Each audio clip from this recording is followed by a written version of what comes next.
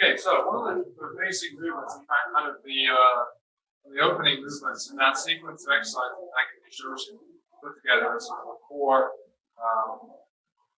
component of the Naihanchi syllabus was this very soft practice of crossing the arms, bring them back to this Morotu position. So, let's going to look at a kind of a next step practice. One exercise that I learned actually from a Dojo practitioner, Sanchin sensei, was this practice of working to enter and use this position. Right? So we can call this, let's call this the Sanchin position because that's their reference point for Dojo. So the same position comes up in lots of different kata, different styles. So the Shige basically holds his arms forward like this. Yeah? Okay. I'm going to work around this framework. He's just giving me a framework to work around. So if you have a training tool like a Kaki Piki, like a training dummy that kind of has arms on it, or a wooden dummy, like a Wing Chun, wooden man dummy, it's exactly the same practice you can do, right? What I'm going to do is I'm going to start on the inside. I'm going to start on the inside, then pass to the outside. And then pass under, come back to the inside, and pass through on the outside. Okay?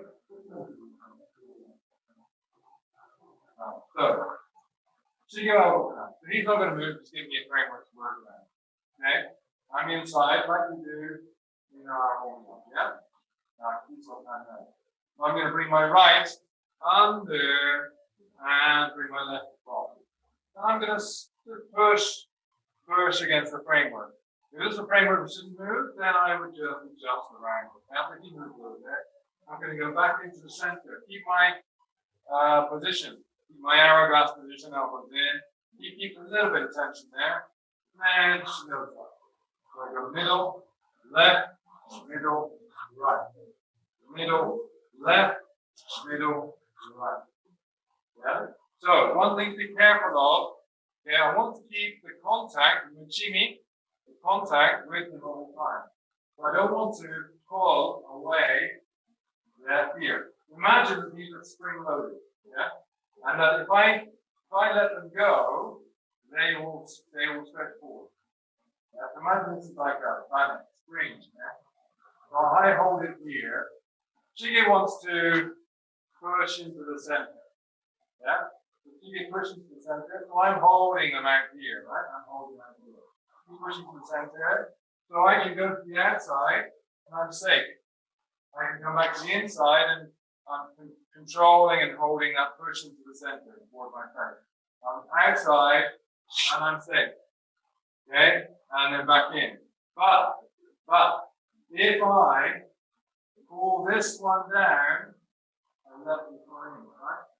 If I pull this down before going here, then this one will come in. Yeah? Okay? Push to the center. Okay? Push to the center. So if I let this guard down, push to the center, this one comes through to the center. So don't pull this one in. Keep it where it is and transition up. Very good. Keep this one where it is. Because again, if I drop this one through and through. Keep, and come through. Okay? So if you're working on your own, yeah, then we're going to keep this one in position. I'm going to pull this one back, work around this one, and then work around this one. Then I'm going to move right, so I'm going to work around the hand that's on that side. Okay? If you have, you can even do this against a punch bag, okay?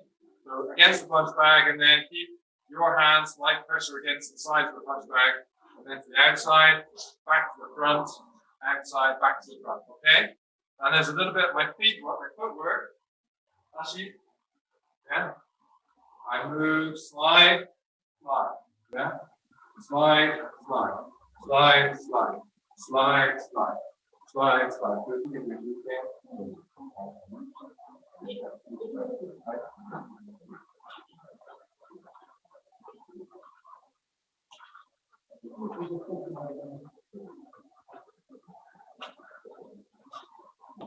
Okay, great. So we got the basic framework, right?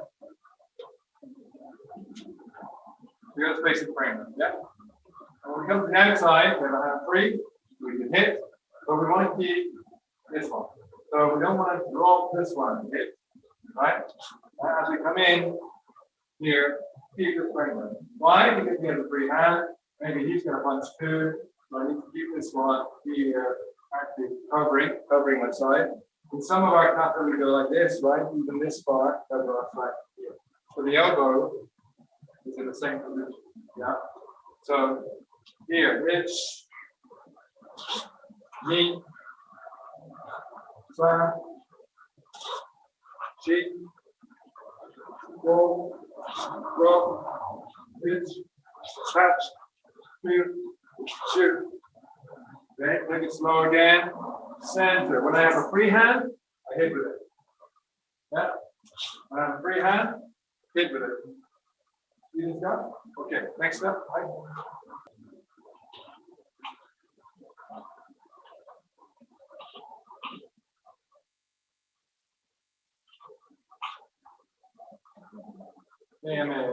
Good. Okay, great. So, yeah, we're at the outside with the space, we can hit with it. We're at the outside and space, we can hit with it. Okay. Okay, next movement. Yeah, we're going to put a little pressure, yeah, pressure against pushing on the outside.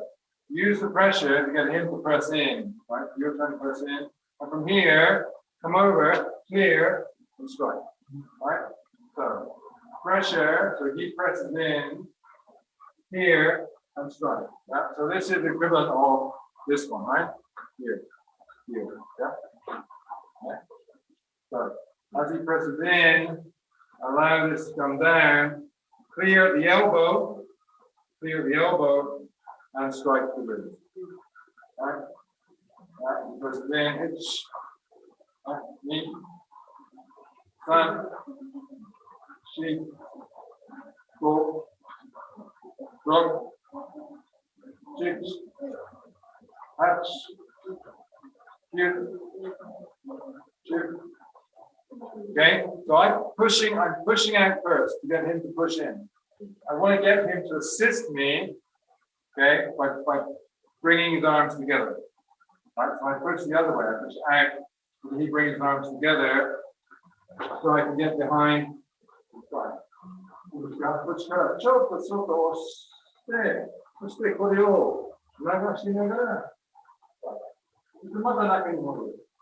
Return to the center afterwards, yeah? So here, push, and back to center. Push, and back to center. Push, and back to center.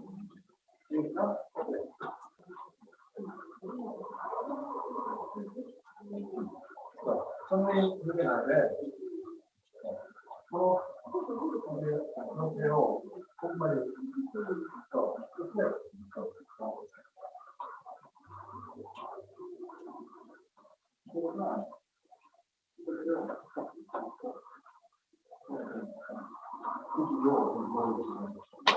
Yeah, so you want to cup the hand over the elbow so that you can control the elbow, right? You take the lower forearm, there's less control because the elbow can flex. Maybe you pull the forearm across, but the arm won't move, which doesn't really open up the ribs. You're going to cup the elbow, pull, and that opens up the ribs. Okay, let's build on that. Okay, and so I'll show you which form that we might recognize from some of our kata. Right? So, here, right? And we push, we swept, we got under, it's opened up this side. But it's also rotated and opened up the side of his knee as well. Yeah. So from here, yeah, as I sweep, I can hit and hit. And I've got a straight shot into the side of his knee. If I've rotated him a little bit, I've rotated too. Look at that again, we'll just move it. The same basic position, right? Starting from my Sanchin position. Yeah. What's interesting is that Sanchin is supposed to raise the white crane, right? It's kind of fundamental white crane position. And if we use this position, yeah, and get the close down, we close down the body there, we open up, then we can hit here, right? It's here. It's here. It's here. Well, actually, if I kick his leg, his head's off the board, the punch becomes the inside coming into, right? So as he pushes in, sweep, kick, and hit.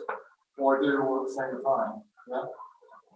It's here. So this is a lot like this position. Yeah? This position, right? Which is what we see in our rawhide technique. Which we talk about, rawhide literally means white crane, right? So here, we have a clear strike and hit. Striking and hitting, that clear strike and hit. Right? If you see the old Goju, some of the old Goju, like in the photo, you see a lot of this. They're doing a lot of this. Yeah, this. And it looks like a really unnatural, weird position. What would you use it for? It seems so unstable. Why would you do that, right? But if you get the positioning right, then you've got the angle, yeah? So what we're simulating here is that we can grab, yeah? Or grab and there's a punch coming, right? So let's do that, similar, right? Grab, right here. So I get grabbed, the next thing coming is a punch, right? And I clear that, strike and hit, yeah? Grab and hit, yeah? Here. Grab and hit, here. Grab and hit, here. This is classic rawhide, rawhide here, rawhide. So let's take it back, more sort of simple. Let's do it again, simpler. I just wanted to show how where the connection must be, right? So, right, we did the same before. We clear, okay, this side, just touch and come back, and we can strike through. And we go back to our position, yeah? And then we do the other side. Here, touch the inside of the knee, strike or strike, and come back to our position. Here, okay, let's give that a try. Okay?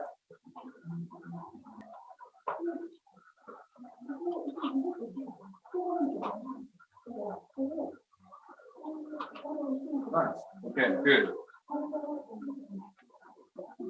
Right. Okay, so we're going to go this framework a little more, right? So this framework here. I like to be on the inside, right? So from the inside, I can attack and set the line. If he can't attack my set line very easily, right? Because I've got a cover on the inside. Yeah. So being on the inside is good. When I clinch, yeah, I'll try and clinch and get the inside. Right? Clinching from the outside, right, means I give him the inside.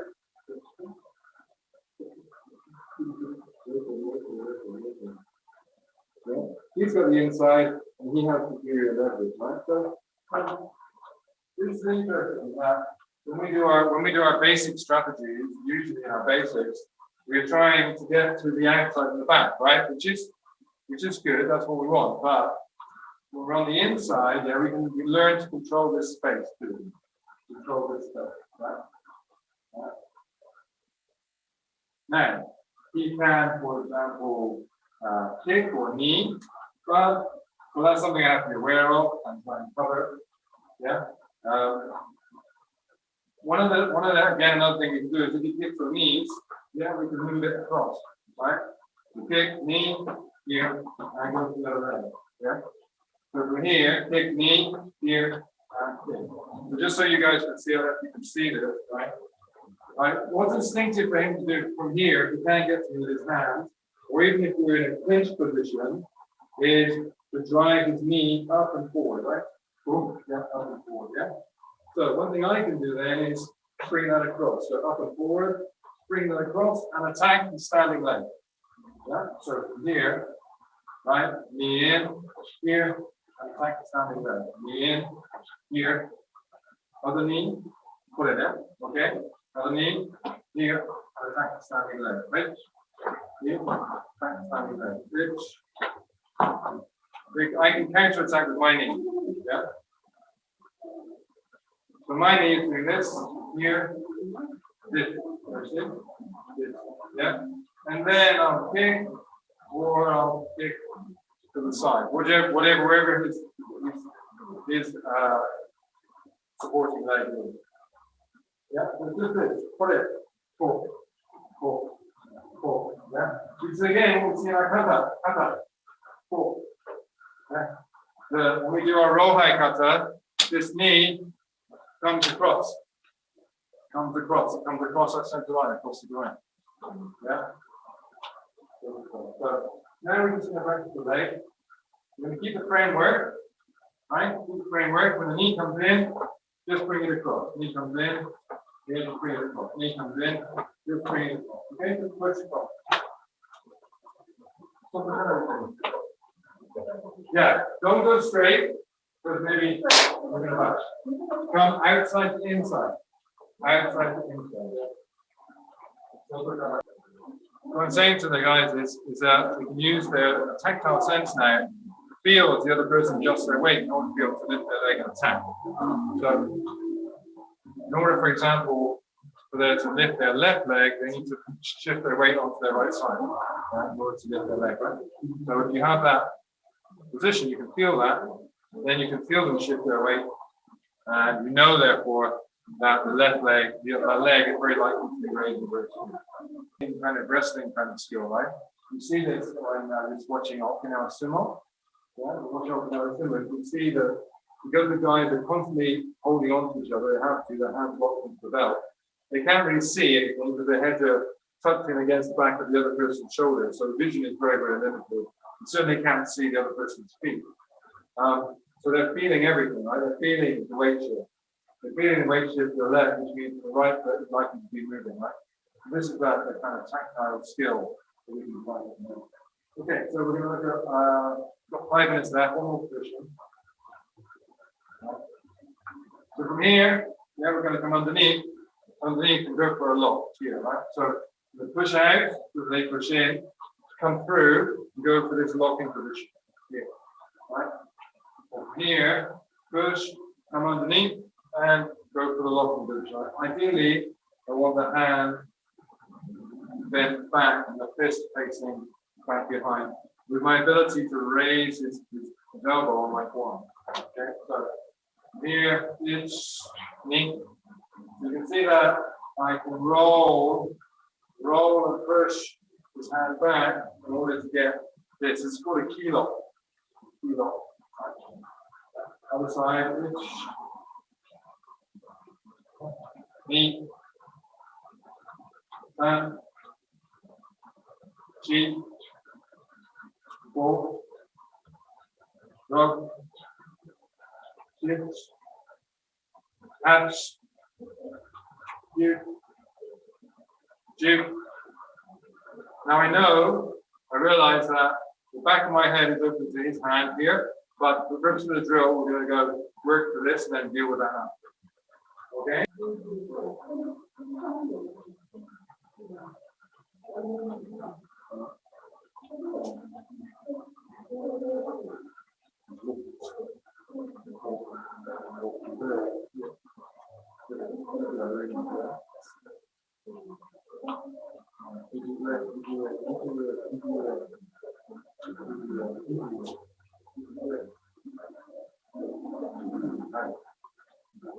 Okay, so just I know you guys have got to run, but very quickly, how we go finish off from that? Okay, okay. So this is a nasty throw. It's a nasty throw because basically you get an arm break and you go through a shoulder break. So go from here, yeah, one, have it come down into this tire touch here. Yeah. So tire touching or hip throw, one here, right? Underneath, yeah, immediately drop. And I use the arm lock to bring him over, yeah? So she gets so unbreakable, so I'm not going to do it. I'll do it very slowly, right? Right, so from here, yeah, I roll up and I get the lock. This is sitting on his toes anyway. Then I drop down, yeah? So without losing the lock, right, he really wants the lock to be lost. Yeah, she did. And I'll keep there, right? Okay. So he won't cooperate with this because it feels like he is going to rip his shoulder out and socket, right? So he won't cooperate with it. So this is kind of, you have to have like a trusting training partner. It is a very effective throw. It is very damaging. It's hard to recover from. Right? So one more time. 1, 2, 3 here, and then just bring him around. I'm bringing him around using this elbow bar here, yeah? So even if I lose this kilo, I'm just going to get an elbow bar and get the same result. Boom, here, yeah? One more time. Okay, I do it. Knee, breathe. Good, good break. And you should pull right here. Yeah. Okay, so I know you guys are strapped for time, but I wanted to get to this point just to show this. But this framework is really important, right? We don't, in our basics, in the set basics, we don't really explore the framework too much. We just sort of have this set foundational positions. But like I say, Goju-ryu has gone a little further because of their deeper study of Sanchin position. Yeah. But what we find is actually Sanchin position and our Naihanchi positions are actually pretty much the same. So we're working from here. What's really useful in this position is learning to use the push and the pull. So tension in results in opposite tension in, which we can use. We didn't really go underneath too much. Yeah. One of the things that we can use, tension out or tension in, we can use these kind of here, yeah, passai positions too, right? So this position, of course, pops up in, like I said, lots of kata. When we look for it, it's certainly in Naihanchi, it's in Sanchin, it's in passai, it's in Goshiho, it's in many like that. Sensei, when you mentioned Goju-ryu, you made me think in Goju Saifa, they even do the side-to-side move that you were talking about.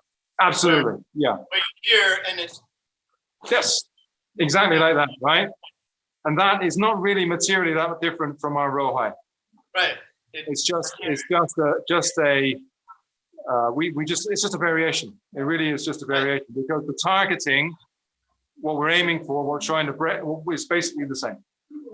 So yeah. So I don't know which came first, Rohai or Saifa, but what I do know is that there was a period of time, let's say pre-modern Ryuhas, when all these guys were learning from each other. They were all mixing up, they were all learning from each other, and they were all learning from Gokenki and 2 or 3 prominent Chinese martial artists who were in Ryukyu pretty much at the turn of the 19th to 20th century.